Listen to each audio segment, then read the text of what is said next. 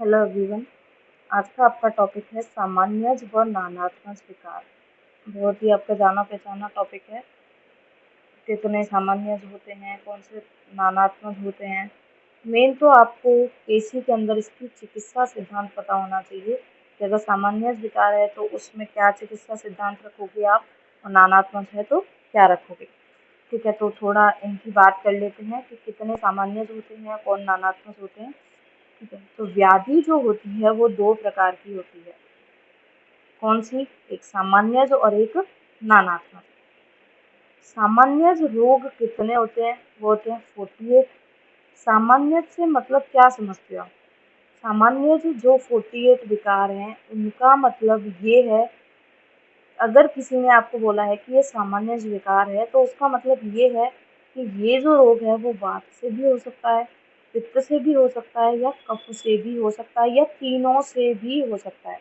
यानी कि जिस रोग को करने के लिए एक स्पेसिफिक दोष नहीं चाहिए, कोई भी मुंह उठा के आया और उसने उस रोग को कर दिया, चाहे वात आई, पित्त आया, कफ आया, वो तो होता है सामान्य। नानात्मक से क्या होता है कि उस स्पेसिफिक दोष के अलावा भले ही कोई भी आ जाए, वो उसके बिना पॉसिबल नहीं है।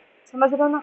वो होता है नानात्मक। जैसे पक्षाघात है, गृध्रसी है, उसको वायु ही कर सकती है, पित्त और कफ अकेले उसको नहीं कर सकते।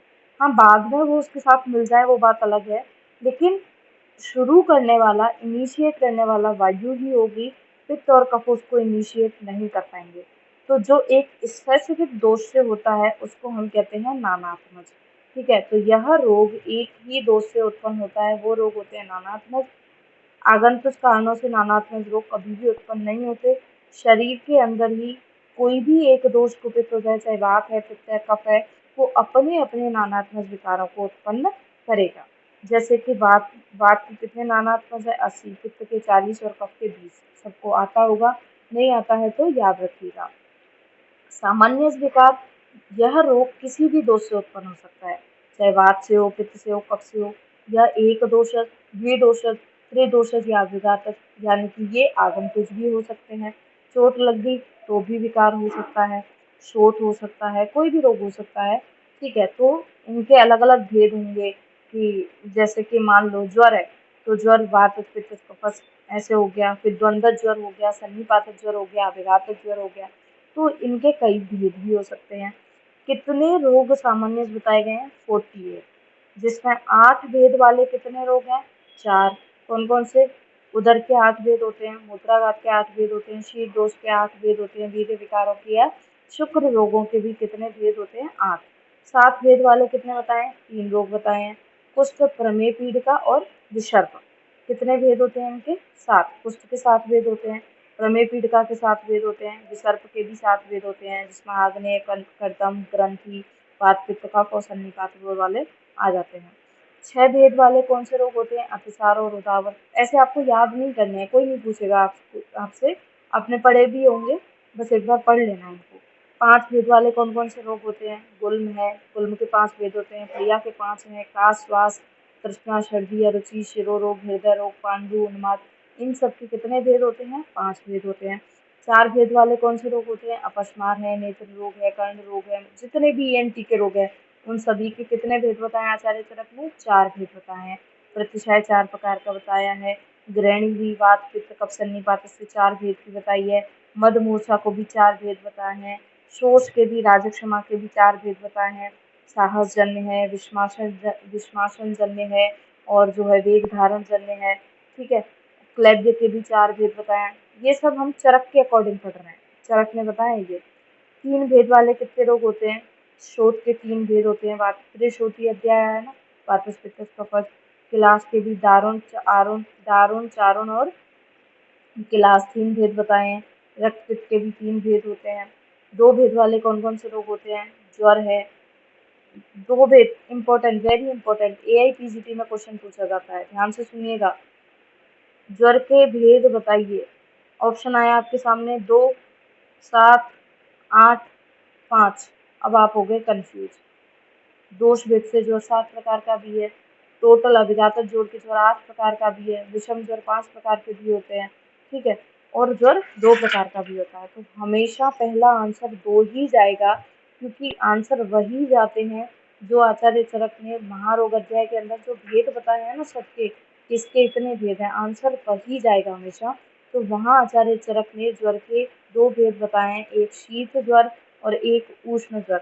वेरी इंपॉर्टेंट क्वेश्चन, AIPCT में 1-2 बार आया भी हुआ है, तो याद रखना है। अगर आपसे ऑब्जेक्टिव में पूछा जाए ज्वर के कितने भेद हैं, तो हमेशा फर्स्ट आंसर 2 ही करना है, एक शीत ज्वर और एक उष्ण ज्वर, ठीक है ना।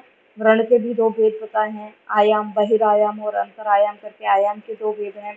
गृध्रशी के वातज गृध्रशी और वातज कफज गृध्रशी 2 भेद बताए हैं। कामला के भी 2 भेद बताए हैं, शाखाश्रित कोष्ठाश्रित। आम के भी 2 भेद बताए हैं। वात रक्त के भी उत्तान और गंभीर 2 बताए हैं। अर्श के भी सहज और उत्तर कालर जैसे करके 2 भेद बताए हैं। जन्मोत्तर ऐसे करके 2 भेद बताए हैं। एक भेद वाले बहुत इंपॉर्टेंट है, याद रखना है। एक भेद वाले कौन कौन से रोग होते हैं, तो उरु स्तंभ है, संन्यास है, एक ही भेद होता है। महागत कौन, अतत्वाभिनिवेश, अतत्वाभिनिवेश को ही महागत कहते हैं ना, जो अपस्मार वाले अध्याय के अंदर बताया गया है, उसका भी कितना भेद है, एक ही भेद बताया है। फिर 20 भेद वाले कौन से रोग हैं, कृमि के 20 भेद बताए हैं, पुरुषज, रक्तज और कफज करके। प्रमेय 20 प्रकार के होते हैं, 10 कफज प्रमेय, 6 पित्तज प्रमेय, 4 वातज प्रमेय। योनि व्यापक भी कितने बताए हैं, 20 तरह के बताए गए हैं। तो ये जो है समरी फॉर्म में सामान्य और नानात्मक विकार हुए। फिर है इनका मेन चिकित्सा सिद्धांत। सामान्य व नानात्मक विकार दोषज होते हैं, क्योंकि हर कोई वात पित्त कफ से ही होगा। इनमें दोष दूषियों का आकलन कर प्रधान दोष की भी चिकित्सा करनी है। आपको ये पता लगा लेना है कि कौन से दोष ने कौन से दूषक को दूषित किया है, उन सभी को आपको पहले देखना है, डिसाइड करना है कौन सा दोष है, कौन सा दूष्य है। उसके बाद ही आप डिसाइड करके पता करोगे कि प्रधान दोष कौन सा है। यानी कि अगर कोई सामान्य विकार है, जैसे कुष्ठ है ना, तो कुष्ठ जो है त्रिदोषज व्याधि है, वात की वजह से भी होता है, पित्त की वजह से भी, कफ की वजह से भी। लेकिन अगर फिर भी मैं बात करूं तो एक कौन सा दोष प्रधान रहता है उसमें, पित्त। तो हम कौन से दोष को ध्यान में रख के चिकित्सा करेंगे, पित्त को ध्यान में रख के हम चिकित्सा करेंगे। तो यह विकार दोष की विषमता से होते हैं, सबको पता है। सामान्य और नानात्मक का मेन कारण रहता कौन है, विषमता का दोष ही रहता है। अतः दोष विषमता को दूर कर दोष की साम्यता करनी चाहिए। तो पहले आपको पता लगाना है कि कौन सा दोष कुपित है, फिर उसकी विषमता को देख करके आप उसको साम्य अवस्था में लाने की कोशिश कीजिए। फिर क्या चिकित्सा और कर सकते हो, मेन तो ये तो सबसे पहली नंबर 1 चिकित्सा चलती है संक्षेपतः क्रिया योग निदान परिवर्तन। जिस भी कारण से दोष कुपित हो रहा है उस कारण को हटा दीजिए। फिर ये चिकित्सा सूत्र आचार्य सुश्रुत का बताया हुआ कि अगर आपको लग रहा है कि ये दोष कम हो रहा है तो उसका भ्रमण कीजिए, दोष कुपित है तो उसका शमन कीजिए, दोष बढ़ा हुआ है तो उसका निर्हरण कीजिए, समदोष है तो उसका परिपालन कीजिए। इतना जल्दी मैंने क्यों बोला है, क्योंकि ये शायद आज चौथी बार आ रहा है आप तक की क्लासों में। ये बहुत बार एक्सप्लेन कर चुकी हूँ मैं, तो जिन्होंने भी नहीं पढ़ा है वो पुरानी रिकॉर्डिंग्स जरूर देखें। ये कोटेशन मैं बहुत अच्छे से पहले एक्सप्लेन कर चुकी हूँ, ठीक है।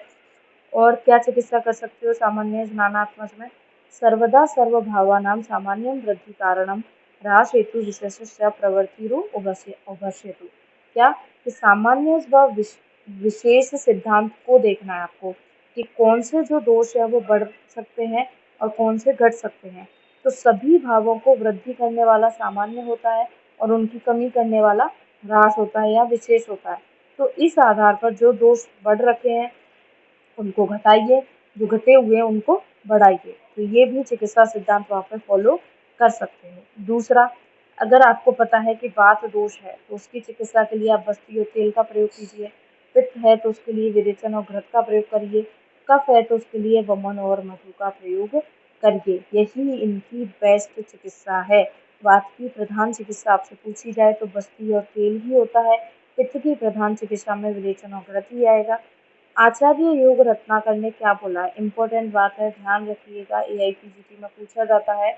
आचार्य योग रत्नाकर ने कफ की किस प्रकार से चिकित्सा बताई है कि कफ का प्रतिकार दुर्जनवत तीक्ष्ण औषधियों से कीजिए। क्योंकि कफ थोड़ा ढीठ प्रकृति का होता है ना, इसको निकालना थोड़ा मुश्किल है, तो इसको आप जितनी भी तीक्ष्ण औषध दे सकते हो दीजिए। तो दुर्जनवत एकदम क्रूर व्यवहार करके तीक्ष्ण औषधियों के साथ इसको बाहर निकालिए। पित्त जो होता है थोड़ा परेशान करने वाला होता है, इसीलिए इसकी चिकित्सा जमाई की तरह, जो जमाई राजा होते हैं घर के, उनकी तरह, क्योंकि उनसे गुस्से में बात नहीं कर सकते ना, उनको उनसे मीठी मीठी बातें करनी पड़ेगी, ठंडा कोल्ड ड्रिंक, लस्सी ये सब पिलाओगे ना, तो वैसी ही मधुर शीतल चिकित्सा आपको पित्त की करनी चाहिए। तो जमाईवत चिकित्सा किसकी बताई आचार्य चरक ने? पित्त की बताई है। और वायु की चिकित्सा मित्रवत बताई है, क्योंकि मान लो जैसे आपके 4 दोस्त हैं, ठीक है, आप 1-2 से तो रेगुलर बात करते हो, 2 से बात नहीं करते, तो वो इधर-उधर और नए दोस्त बना लेंगे ना, इधर-उधर और चले जाएँगे। तो ऐसा उनको जैसे दोस्तों से रोज़ बात करते हैं ना, ऐसे ही उसको ट्रीट करना है, स्नेह, मित्रवत स्नेह, क्योंकि वायु के लिए भी आप क्या चिकित्सा दोगे? स्नेहन चिकित्सा ही दोगे। तो मित्र से जिस तरीके का स्नेह होता है, उसी तरह वायु की भी बहुत प्यार से चिकित्सा आपको करनी है। मित्रवत स्नेह द्रव्यों का प्रयोग करके उसको मीठा खिलाओ और क्या बोलते हैं, घी तेल पानी पिलाओ, ऐसी चिकित्सा वायु की करनी है। अगर आपके पास ऐसा कोई रोगी आया है जिसके अंदर तीनों दोष कुपित है, तो आप कंफ्यूज हो जाओगे कि पहले मैं इसके वात को ठीक करूं या पित्त को करूं या कफ को करूं। तो उसके लिए भी आचार्य ने बताया है कि अगर कोई सन्निपातज रोग है तो उसमें सबसे पहले आप वायु को ठीक कीजिए, वात की चिकित्सा करने के बाद आप पित्त की चिकित्सा कीजिए और अंत में आपको कफ की चिकित्सा करनी चाहिए। तो सन्निपातज रोगों में सीक्वेंस याद रखिएगा, पहले वात की चिकित्सा करते हैं, फिर पित्त की करते हैं, उसके बाद हम कफ की चिकित्सा करते हैं। या फिर आपको लग रहा है ये तो तब करनी है जब तीनों दोष सम स्थिति में, वात पित्त कफ सन्निपातज तो है लेकिन सम स्थिति में। लेकिन मान लो ऐसा कोई दोष है, ऐसा कोई रोग है जो सन्निपातज तो है लेकिन मान लो उसमें पित्त की प्रधानता है या कफ की प्रधानता है, तो पहले हमें उसकी चिकित्सा करनी है जो बलवान है, जो प्रधान है। तो ऐसा कोई सन्निपातज रोग जिसमें पित्त प्रधान है, तो पहले आप पित्त की चिकित्सा करो, फिर उसके बाद वात की करो और उसके बाद लास्ट में आपको किसकी चिकित्सा करनी चाहिए? कफ की चिकित्सा करनी चाहिए। तो ये जो टॉपिक है आपका सामान्य जो नानात्मक कंप्लीट होता है, पढ़िएगा। अगर कुछ नहीं समझ में आए, कोई डाउट है तो वापस पूछ सकते हो आप, बता दिया जाएगा। लेकिन मेन इसमें आपको चिकित्सा सिद्धांत याद रखना है, बाकी तो फालतू की बातें पढ़ी हुई हैं आपकी, टाइम वेस्ट मत कीजिएगा। Thank you.